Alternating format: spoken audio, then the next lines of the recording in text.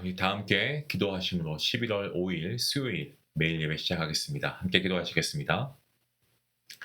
말씀으로 온 우주 만물을 창조하시고 지금도 말씀으로 우리를 통치하신 하나님, 이 시간도 우리의 마음과 우리의 귀를 환히 열어주시고 정말 하나님의 말씀을, 하나님의 음성을 듣는 귀한 시간 되게 허락하여 주시옵소서. 세상의 많은 이러한 소리들이 정말 우리의 생각을 너무나 많이 흔듭니다. 하지만 오늘 지금 이 예배하는 이 순간만큼 하나님의 말씀만이 우리의 영혼을 이끌어 주시옵소서. 하나님 말씀 들을 때 우리의 완고한 마음이 정말 부드러워지게 하시고 깨어지게 하시고 정말 듣고도 행하지 아니하였던 그런 우리의 게으름과 어리석음에서 벗어날 수 있도록 성령 하나님 우리에게 더욱더 견고한 믿음을 허락하여 주시옵소서. 하나님 말씀이 심령 깊게 새겨지게 하시고 우리의 삶의 방향을 바꿀 수 있게 허락하여 주시옵시고 이 예배를 통하여서 하나님의 뜻을 깨닫고 순종하는 믿음을 우리가 세워나가게 허락하여 주시옵소서. 말씀이 하나님의 진리의 말씀만이 아버지 우리의 어두운 길을 비추게 하시고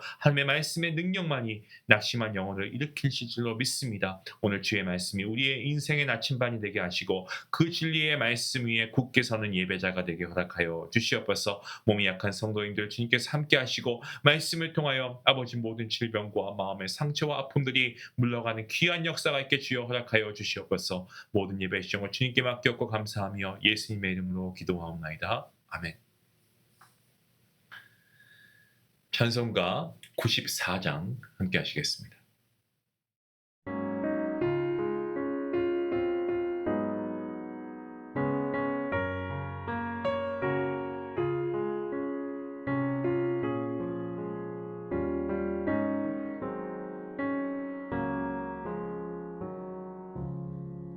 주 예수보다 더 귀한 것은 없네. 이 세상 부귀와 바꿀 수 없네. 영 죽은 내 대신 돌아가신 그 놀라운 사랑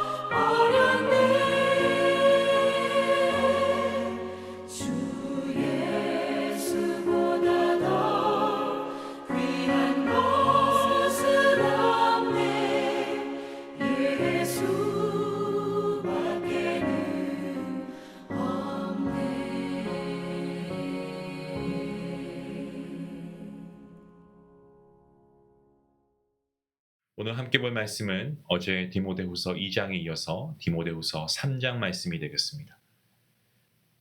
1절부터 9절까지의 말씀, 우리 같이 함께 말씀을 읽도록 하겠습니다. 너는 이것을 알라. 말세에 고통하는 때가 이르러 사람들이 자기를 사랑하며 돈을 사랑하며 자랑하며 교만하며 비방하며 부모를 거역하며 감사하지 아니하며 거룩하지 아니하며 무정하며 원통함을 풀지 아니하며 모함하며 절제하지 못하며 사나우며 선한 것을 좋아하지 아니하며 배신하며 조급하며 자만하며 쾌락을 사랑하기를 하나님 사랑하는 것보다 더하며 경건의 모양은 있으나 경건의 능력은 부인하니 이 같은 자들에게서 내가 돌아서라. 그들 중에 남의 집에 가만히 들어가 어리석은 여자를 유인하는 자들이 있으니 그 여자는 죄를 중히 지고 여러 가지 욕심에 끌린 바 되어 항상 배우나 끝내 진리의 지식에 이를 수 없느니라. 얀네와 얀브레가 모세를 대적한 것 같이 그들도 진리를 대적하니 이 사람들은 그 마음이 부패한 자요 믿음에 관하여는 버림받은 자들이라. 그러나 그들이 더 나아가지 못할 것은 저 두 사람이 된 것과 같이 그들의 어리석음이 드러날 것입니다. 아멘. 디모데후서 전반부는 복음을 위하여 고난받을 것과 또 고난 가운데 어떻게 우리가 하나님께서 맡겨주신 일들을 감당해야 하는지 알려주고 있습니다. 오늘 본문 말씀은요, 말세에 나타날 현상, 그리고 말세에 어떻게 우리가 믿음 생활을 해야 하는가, 우리 성도들의 믿음 생활의 자세에 대해서 알려주고 있습니다. 오늘 1절 말씀이 이렇게 시작합니다. 너는 이것을 알라. 말세에 고통하는 때가 이를 것이다. 말세, 이걸 우리가 원문을 살펴보면 최후의 날입니다. 그래서 이를 문자 그대로 이해하면 세상이 끝나는 이 종말의 날이죠. 하지만 말세는 넓은 의미를 가지고 있습니다. 구약 성경에 보시면 말세는 메시아가 오시기 직전의 시기로 주로 사용된 것을 우리가 보게 됩니다. 신약 성경을 보시면 재림 직전의 시기를 말세라고 하기도 하고 또 예수님의 초림부터 예수님의 재림까지의 기간을 말세라고 하기도 하고요. 예수님의 초림은 그 구원의 시작이고 말세의 시작이죠. 예수님의 초림으로 세상의 구원 또는 하나님의 나라 이미 시작되었습니다. 하지만 아직 구원받은 자들이 다 구원을 받지 못한 상태이기 때문에 세상의 구원 또한 하나님의 나라 아직 완성되지 않았다라고 보는 것이 바람직합니다. 그래서 이미 시작되었다는 의미로 영어로 already 하지만 아직 완성되지 않았다라는 의미로 not yet 이라고도 하죠. 그래서 already but not yet 이미 하지만 아직 이러한 개념을 가지고 있습니다. 말세가 그렇다는 거죠. 예수님께서 이 땅에 오신 이유는요, 세상의 종말을 앞두고 죄인들을 구원하시기 위함입니다. 때문에 말세 역시도 이미 시작되었지만 아직 완성되지 않았다라고 봅니다. 바울이 말세에 고통하는 때가 있다라고 합니다. 무슨 고통일까요? 본문 2절부터 5절까지 말씀을 보시면 말세에 고통하는 때가 이르는 이유에 대해서 설명하고 있습니다. 이것을 보면 지금이 말세에 고통하는 때가 아니다라고 단언하기는 어렵다라는 것을 우리가 알게 됩니다. 2절부터 5절까지의 말씀을 보시면 사도 바울이 말한 말세에 사람들에게 일어날 현상이 있습니다. 한 19가지 정도가 기록되어 있는데요. 사실 오늘날 이러한 현상들이 일어나고 있지 않습니까? 자, 그렇다면 현 시대가 말세에 고통하는 때가 아닐까? 저는 한번 이렇게 생각해 봅니다. 19가지 어느 것 하나라도 해당되지 않는다고 자신 있게 말할 사람이 글쎄요. 없을 것 같은데 여러분 어떠십니까? 바울은 디모데에게 여기에 해당하는 사람들이 있다고 한다면 이들에게서 돌아설 것을 명령합니다.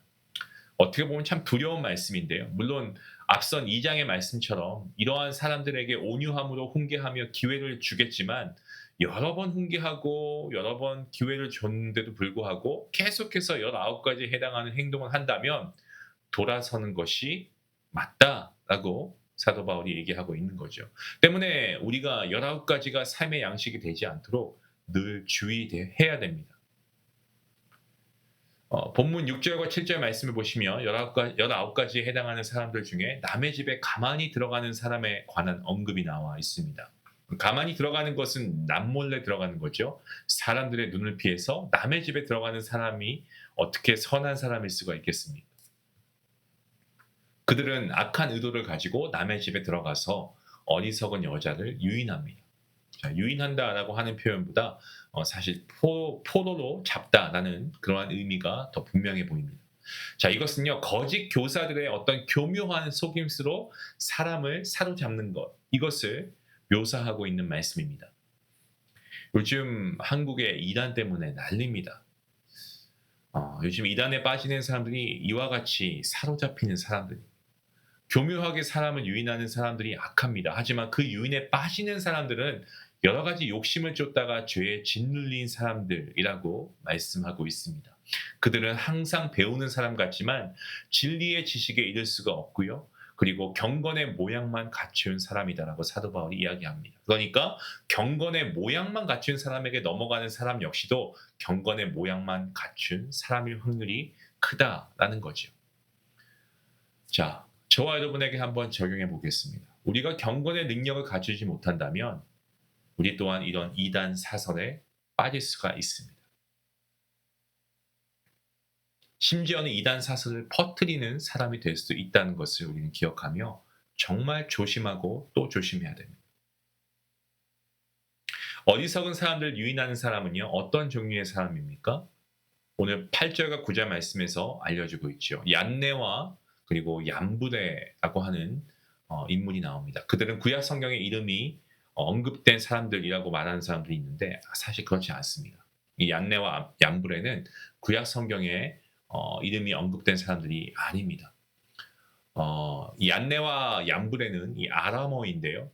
그 뜻이 있습니다. 유혹하는 자, 그리고 반란을 일으키는 자라고 하는 뜻을 가지고 있습니다.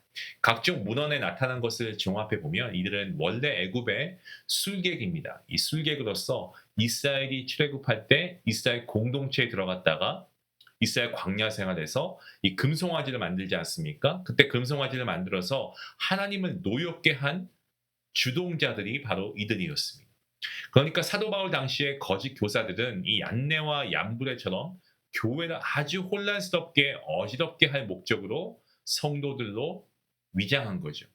그들은 진리를 대적하고 마음이 정말 부패하고 믿음과는 전혀 상관없는 거리가 먼 사람들이었습니다. 이러한 사람들의 어리석음은 결국 드러날 것이다라고 말하고 있습니다. 그 이유는 하나님께서 세우신 진리의 터, 이 교회가 무너지지 않기 때문에 그렇습니다.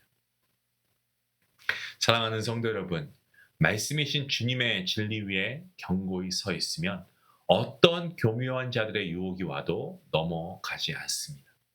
성도 여러분, 바울은 자신이 겪었던 일을 디모데에게 상기시키면서 말씀의 진리 위에 견고히 설 것을 권면합니다. 이 권면의 말씀은 오늘 저와 여러분에게도 동일하게 주어지는 메시지입니다. 여러분, 말씀의 진리 위에 견고히 서십시오. 더 말씀을 읽으시고 더 말씀을 가까이 하시고 이 매일 예배를 여러분 잘 세우고 계신다면 여러분 주변의 성도님들에게도 함께 권하십시오. 함께 예배하며 말씀 위에 서야 합니다. 이 말씀을 우리가 진리로 삼아서 우리가 이 세상 가운데 휩쓸리지 않고 오직 하나님의 말씀으로 굳건히 서는 우리 믿음의 공동체, 우리 중앙가족들 될 수 있기를 주님의 이름으로 축원합니다. 기도하시겠습니다. 하나님 감사합니다. 오늘 말씀을 통하여 말세 가운데 정말 우리가 어떻게 살아야 할지 깨닫게 하시니 감사합니다.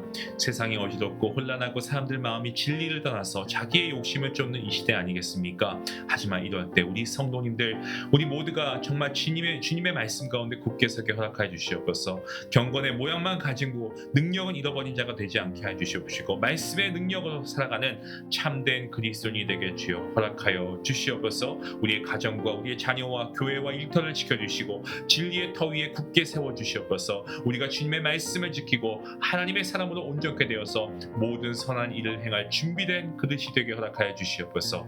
오늘 이 모든 말씀도 우리를 죄에서 건지시고 다시 오실 우리 주 예수 그리스도의 이름으로 감사하며 기도하옵나이다. 아멘. 말씀 생각하시면서 여러분 진리 위에 굳게 서시기 바랍니다. 말세의 혼란한 시대 가운데서도 여러분 우리가 붙잡아야 한 가지 하나님의 말씀인 줄 믿습니다. 그 말씀 위에 믿음의 뿌리를 내리시길 바랍니다. 우리 같이 함께 기도하시겠습니다.